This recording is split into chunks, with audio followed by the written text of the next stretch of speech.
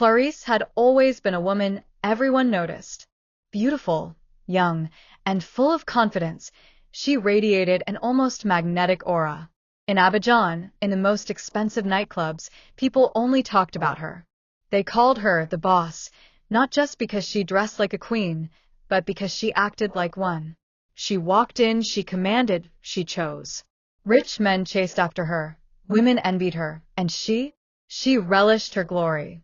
Her daily life was champagne, luxury outfits, spontaneous trips with influential men, selfies on the beaches of Zanzibar, dinners at the Sofitel, edited photos posted at 1 a.m. with captions like, "Shoot for the moon. Even if you miss, you'll land among the stars." But behind that success was a simple rule: my body, my currency. Clarisse didn't believe in love. She believed in power, comfort, and money. She slept with powerful men, sometimes even married ones, in exchange for thick envelopes, watches, or trips abroad. And she didn't hide it. "I'm not stupid. While you cry over a guy, I cry in front of a Chanel bag." But one night, during a private party in a luxurious villa in the Riviera, between vodka, laughter, and a jacuzzi, she let go. Too much. She couldn't quite remember the man's face or what they talked about. Just that she had woken up late, alone, and a bit nauseous. A few weeks later, a strange pain in her lower belly. Then one missed period. Then two. Then three. A test. 2 red lines. At first she laughed. A nervous laugh. Impossible. Me? A mother? Then she looked at herself in the mirror. The laugh turned into panic. This can't happen to me. Not to me. She tried everything. Really everything. Pills bought discreetly. Bitter herbal drinks from the village. Dangerous massages from an old woman someone recommended. She even made a secret round trip to Benin to meet a healer. But nothing worked. The child clung to her, like a constant reminder of her weakness, her mistake. And the worst part? She didn't even know who the father was. She called 3 men, vaguely explained. None of them wanted to claim anything. One blocked her number. Another laughed in her face. The last one told her coldly, "Not my problem." Meanwhile, her friends were living their best lives. One was in Dubai, another had just opened a salon in Cocody, sponsored by a minister. They posted bikini videos, drinks in hand, surrounded by billionaires. Clarisse, on the other hand, was at home, in sweatpants, swollen, ugly, according to her. She no longer went out. She avoided calls. She watched her belly grow in horror. Every night, she cried alone. She spoke to the baby in her womb with contempt. "I don't want you. You're ruining my life. You're a curse." But despite the tears, despite the hatred, the months went by. The day was approaching, and Clarisse knew one thing for sure. She didn't want this baby. Not in her life. Not in her world. August 3rd, 2005. Rain fell gently against the windows of Trikeville General Hospital. In a small delivery room, no flowers, no visitors, no smiles, Clarisse let out her final cry. The doctor announced, "It's a girl, madam." The midwife placed the tiny, slippery baby on her belly. Clarisse immediately turned her head, disgusted. "Take her away from me. Do whatever you want with her." She didn't cry. She wasn't relieved, nor was she happy. She was simply empty.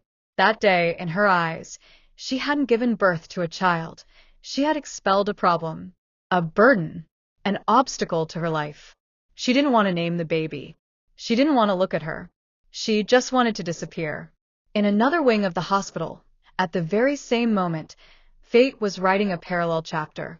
Mr. and Mrs. Quadio, a tremendously wealthy and influential couple, had just suffered a tragedy. Their firstborn, long-awaited child, was stillborn. The umbilical cord had strangled her just minutes before delivery. The shock was brutal. The wife, sedated, was unconscious, unaware of the loss. But the husband was still standing, his face frozen, his jaw clenched. He was a man many feared. A businessman with multiple companies, well-connected in political circles, always accompanied by bodyguards. Yet at that moment, he was just a broken man. He quietly called over a nurse.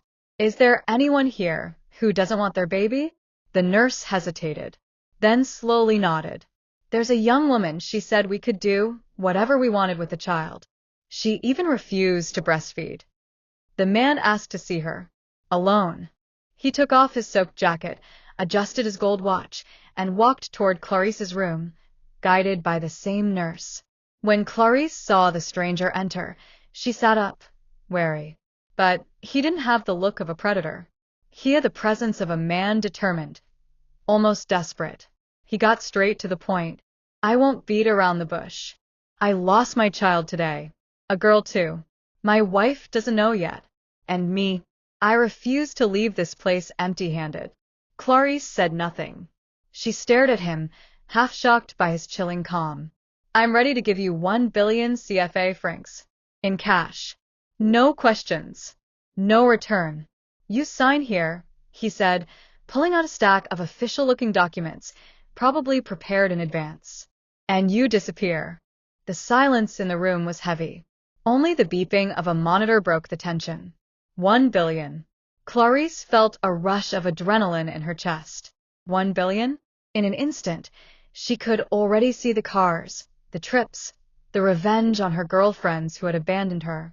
She didn't even think about the child. Not for 1 second. She asked, "Where's the money?" The man made a subtle gesture. A guard entered, holding a black bag. He opened it. There it was, neatly stacked bundles of fresh bills. Clarisse placed her hand on the bag, her eyes gleaming. She had never seen so much money in her life. She grabbed the pen. She signed without even reading the papers. Without thinking. The man looked at her for a long moment. "From this moment on, you were never a mother. You never gave birth. You don't know this child. She's mine now." Clarisse took the bag, stood up painfully from the bed, still sore from childbirth. She didn't look at the man nor the nurse. She didn't ask where the baby was. She left the room with a bag full of money and a heart empty of emotion. In the hallway, she smiled for the first time in months. This baby was going to ruin my life. Now, she just saved it. She walked out of the hospital without looking back. Clarisse had disappeared for almost a year. Just long enough for the rumors to die down, for her so-called friends to stop asking about her, for social media to forget her name. But when she came back, it was like a hurricane. New neighborhood, new car, new body, no more taxis. She now rode around in a black Range Rover with tinted windows, always accompanied by a discreet driver and an impressively built bodyguard. No more knockoff clothes. She wore only Dior, Balmain, Jacquemus.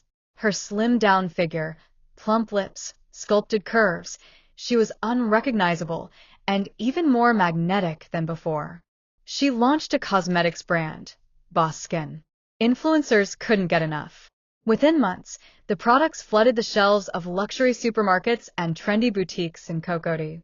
She also opened a beauty salon in a chic villa converted into an aesthetic center. Hair, nails, spa, massages, everything was there. And appointments were fully booked weeks in advance. But the most impressive part? Her presence. She was once again shining at all of Abidjan's most exclusive events. Product launches, charity galas, billionaire birthday parties. She always arrived late, like a star, wearing dark sunglasses and gowns only seen on international celebrities. Phones went up the moment she walked in. Whispers followed her everywhere. Where had she gone? It's like she came back even more powerful, isn't it? What did she do? What did she touch? Some said she had secretly married a government minister. Others swore she'd won the European lottery. One friend even claimed she had been initiated by a great priestess in Ghana.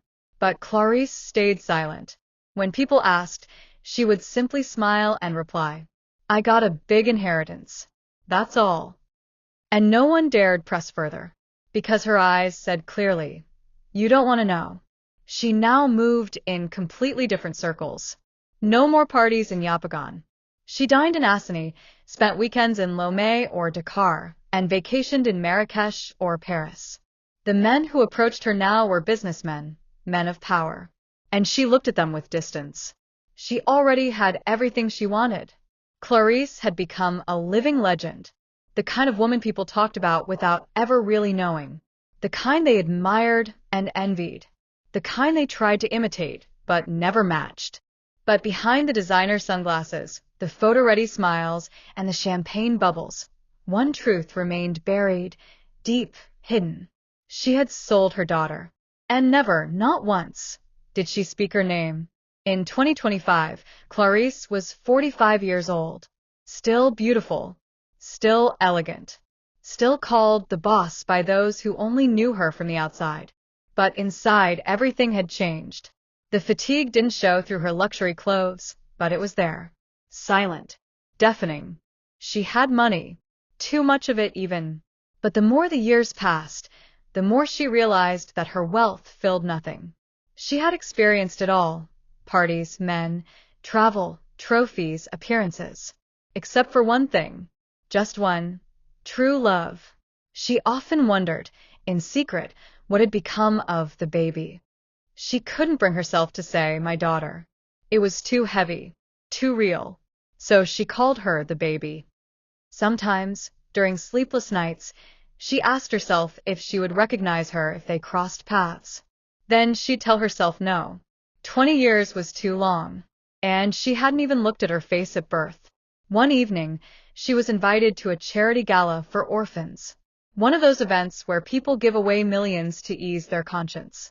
Clarisse often attended such galas to maintain her public image, but that night, the atmosphere was different. On stage, a young woman was speaking. Beautiful, vibrant, radiant. The room fell silent under her confident voice. My name is Ida Quadio. I'm the founder of the One Childhood, One Future Foundation. Adopted at birth by a wonderful couple, I grew up surrounded by love and privilege. And today, I give back to the world what I was given.